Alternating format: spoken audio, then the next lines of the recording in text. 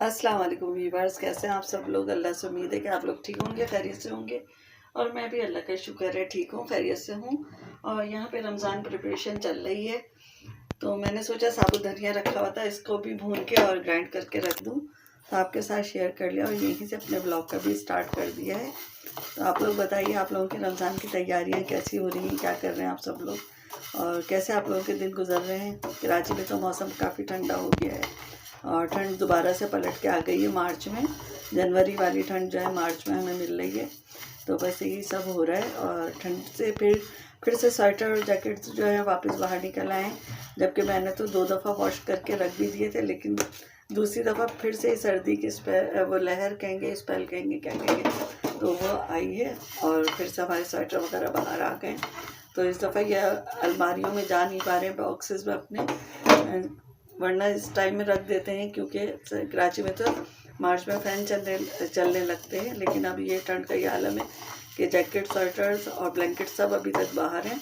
अब ये सारी सेटिंग भी रमज़ान में हमें करनी पड़ेगी, जब शायद गर्मी सही से आ जाएगी उस टाइम तक, तो फिर इन सब चीज़ों को भी हमें ईद की तैयारियों के साथ ही रखना पड़ेगा इनकी जगहों पे, और गर्मी वाले कपड़े जो हैं बाहर आ जाएंगे।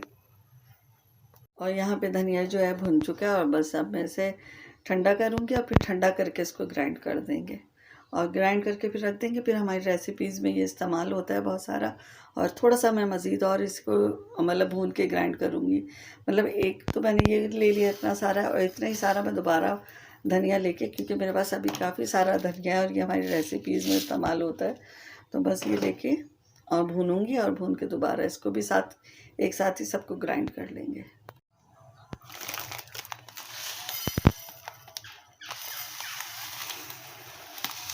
और यहाँ पर मैंने अब जो है सफ़ेद ज़ीरे की भुनाई शुरू कर दी है, और बस इन सबको अब ग्राइंड करना है, और ग्राइंड करके फिर इनकी जगहों पे भर के रख दूँगी, इनकी मतलब जार वगैरह में या कंटेनर में, जिसमें मैं रखती हूँ, बस उसमें रखूँगी।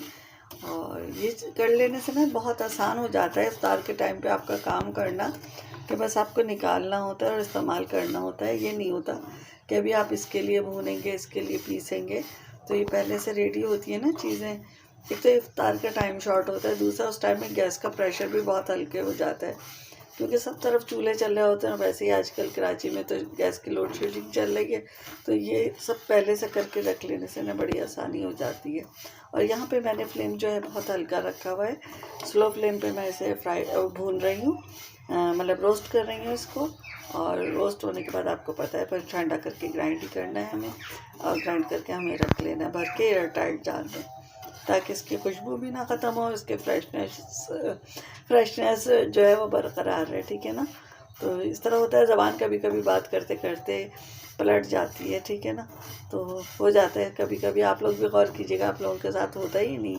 लेकिन इस वक्त जब हम वीडियो बना रहे होते हैं ना, होता ही है कि हमारे हाथ में मोबाइल होता है, एक हाथ हमारा काम कर रहा होता है, मतलब पकाने का जो हम आपको दिखा रहे होते हैं, क्योंकि इस वक्त मैंने जो अपना मोबाइल है ना ट्राईपॉड पे नहीं लगा रखा। बाज़ दफ़ा होता है ना, किचन छोटे होते हैं, तो कुछ सामान इस तरह से रखा होता है कि हम दिखा नहीं पा रहे होते ट्राईपॉड रख के, तो फिर हम हाथ में लेके अपने वीडियोस रिकॉर्ड कर लेते हैं।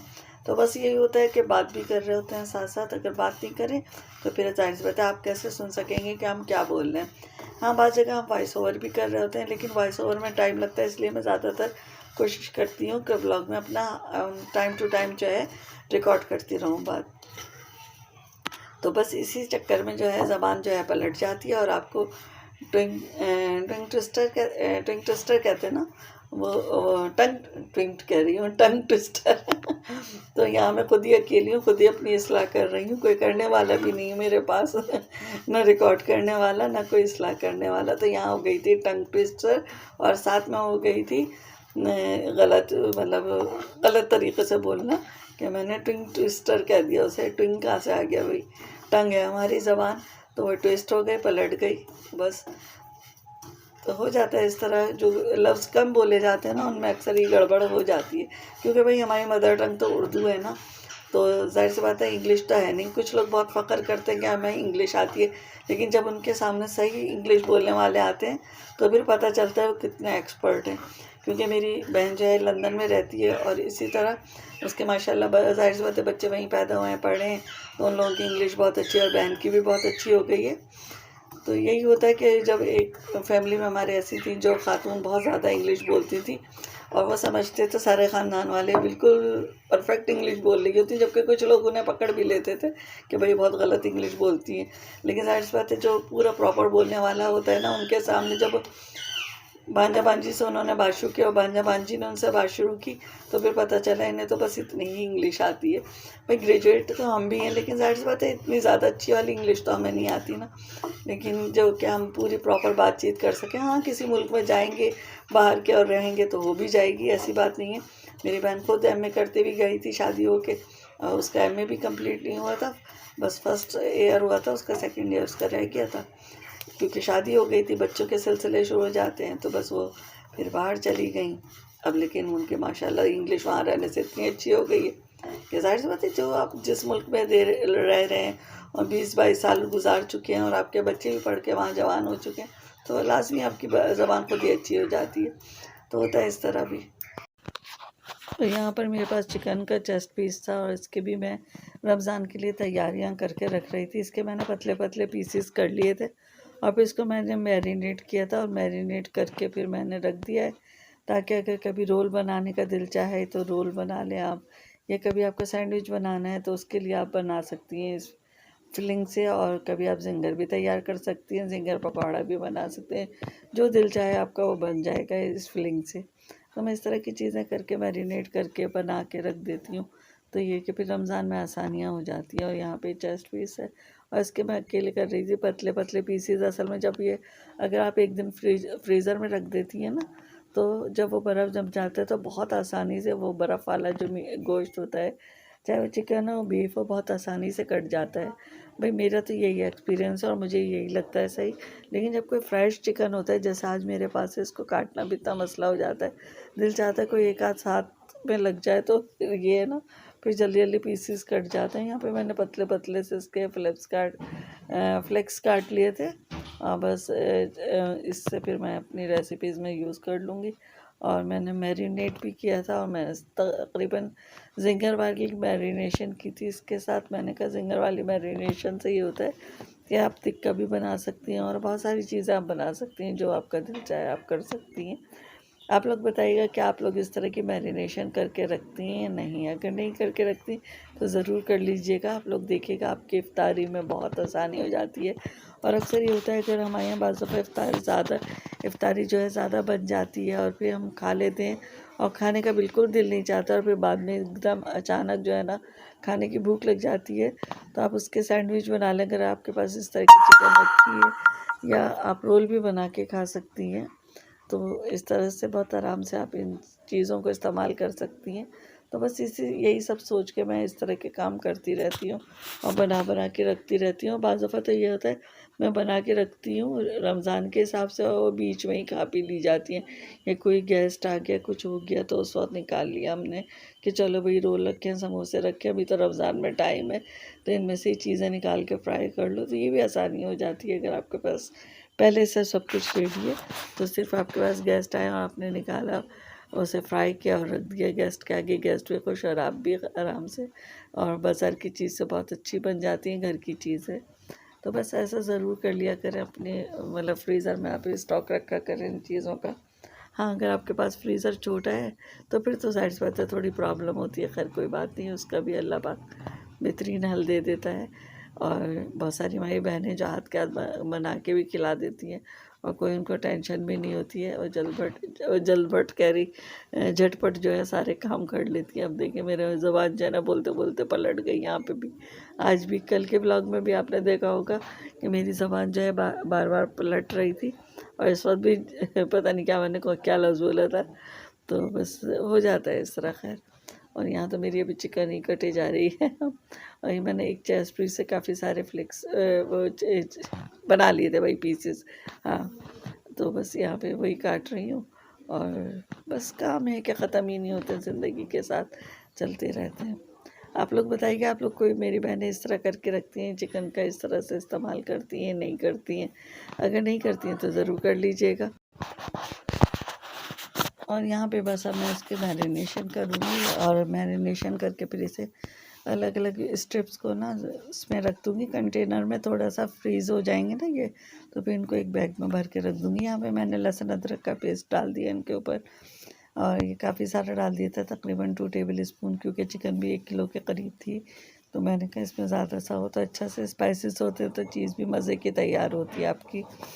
आप लोग ये ट्राई करके देखिएगा कि अगर आप स्पाइसेस डालेंगे ना थोड़े से ज़्यादा उसमें, तो ये क्या चीज़ बड़े मज़े की बनती है। यहाँ पे मैंने वाइट विनेगर डाला है और नमक डाला है और रेड चिल्ली पाउडर डाल दिया है, और यहाँ पे रेड चिल्ली सॉस डाल दिया था, और इस तरह से करके सोया सॉस है और ब्लैक पेपर पाउडर कुटी हुई है मेरे पास, घर की होममेड बनी हुई है ब्लैक पेपर, तो ये मैंने डाल दी है इस पर। अच्छा, अब नमाज़ होने लगी, थोड़ी देर बाद वॉइस ओवर करूँगी, अजान हो रही है बल्कि। यहाँ पर अजान हो चुकी है और मैं हरी चटनी बना के रख रही हूँ, और ये हरी चटनी भी मैं रमज़ानी के लिए बना रही हूँ, और ये 2 तरह की चटनी बनाऊँगी। यहाँ पे मैंने हरा धनिया और हरा धनिया और पुदीना लिया है। हरा धनिया मैंने 1 गड्डी लिया, और पुदीना हाफ गड्डी लिए, और 6 से 7 मिर्चें मैंने काट के डाल दी हैं इसमें। तो ये बहुत मज़े की बनती है। अगर आप इसे रायते में मिलाना चाहें तो रायते में मिला लें, और वैसे खाना चाहें किसी मतलब फुल्के वगैरह के साथ लगा के खाना चाहें तो वो भी आप खा सकती हैं। यहाँ पे 3 से 4 जवे मैंने मोटे मोटे से काट के डाल दिए थे इसमें। लहसुन का जो है फ्लेवर बहुत अच्छा आता है चटनी के अंदर।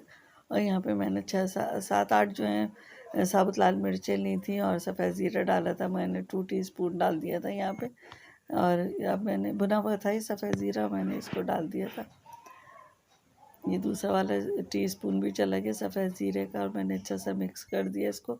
नमक मैंने अभी नहीं ऐड किया था, नमक मैंने बाद में ऐड किया, वरना चटनी जो है बहुत पतली बनती है और अच्छी सी ग्राइंड भी नहीं होती है। उसमें जो है हरा धनिया पुदीना सब अलग से तैरता हुआ नज़र आ रहा है। यहाँ मिक्सी के जार में मैंने इनको डाल कर थोड़ा सा पानी डाल लिया था, और फिर उसका पेस्ट तैयार कर लिया था। अब ये एक बाउल में जो हमारी चटनी तैयार हो गई है, अब मैं इसमें नमक की मिक्सिंग कर लूँगी। साथ ही मैंने खाली बाउल ला के रख दिया, ये नमक डाल दिया मैंने यहाँ पे, और ये मैंने 2.5 टीस्पून डाला था, क्योंकि काफ़ी सारी चटनी थी, तो मतलब फिर टेस्ट निकल के आता है जब नमक अच्छा सा होता है, तो चटनी का टेस्ट ही जब निकल के आता है। तो यहाँ मैंने 2.5 डाल दिया था, और मैं अब इसे बाउल में, दूसरे वाले बाउल में आधा आधा कर लूँगी। यहाँ पे आधा आधा करने के बाद मैं निकालूँगी इमली के क्यूब्स, जो कि मैंने पहले से फ्रीज़ करके रखे हुए हैं रमज़ान प्रिपरेशन के लिए, और इसकी रेसिपी मेरे चैनल पे मौजूद है।